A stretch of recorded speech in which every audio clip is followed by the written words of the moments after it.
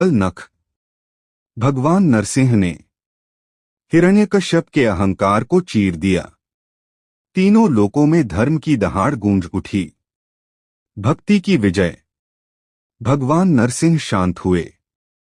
प्रहलाद उनके चरणों में झुक गया। विष्णु जी बोले, जहां सच्ची भक्ति होगी वहां मैं स्वयं उपस्थित रहूंगा। देवताओं ने जयकार की और सृष्टि में फिर से संतुलन स्थापित हुआ। नरसिंह का प्रचंड रूप। हिरण्यकश्यप का अंत हो चुका था, पर भगवान नरसिंह का क्रोध अभी शांत नहीं हुआ था। उनकी दहाड़ से आकाश कांप रहा था। समुद्र उफान पर थे। देवता भी भयभीत होकर दूर खड़े थे। साक्षात लक्ष्मी जी भी उनके समीप जाने का साहस नहीं कर पा रही थीं। सृष्टि संतुलन की प्रतीक्षा कर रही थी। देवताओं की चिंता।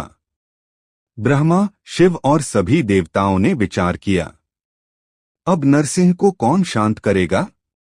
तभी ब्रह्मा जी बोले, जिसके लिए यह अवतार हुआ है वही इन्हें शांत कर सकता है। सबकी दृष्टि एक ही ओर गई। बाल भक्त प्रहलाद। भक्ति के चरण। डर से नहीं, साहस से नहीं, बल से नहीं, केवल भक्ति से। प्रहलाद भगवान नरसिंह के समीप गया। उसने कांपते स्वर में नहीं, बल्कि शांत हृदय से कहा, हे प्रभु, यह क्रोध मेरे लिए नहीं, अब करुणा का रूप धारण कीजिए। उसने प्रभु के चरणों में शीश झुका दिया। क्रोध से करुणा तक। जैसे ही प्रहलाद ने चरण स्पर्श किया, भगवान नरसिंह का क्रोध करुणा में बदलने लगा। उनकी दहाड़ अब आशीर्वाद बन गई। उन्होंने प्रहलाद को गोद में उठाया और कहा, भक्ति ही मेरी सबसे बड़ी शक्ति है। प्रहलाद का वरदान। भगवान विष्णु ने नरसिंह रूप में प्रहलाद को वरदान दिया, तुम सदा धर्म के मार्ग पर चलोगे। तुम्हारा नाम युगों तक लिया जाएगा। जहां सच्ची भक्ति होगी वहां मैं स्वयं उपस्थित रहूंगा।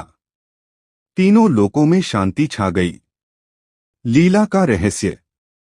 देवताओं ने समझ लिया, भगवान का अवतार केवल दानव के वध के लिए नहीं, भक्ति की महिमा दिखाने के लिए भी होता है।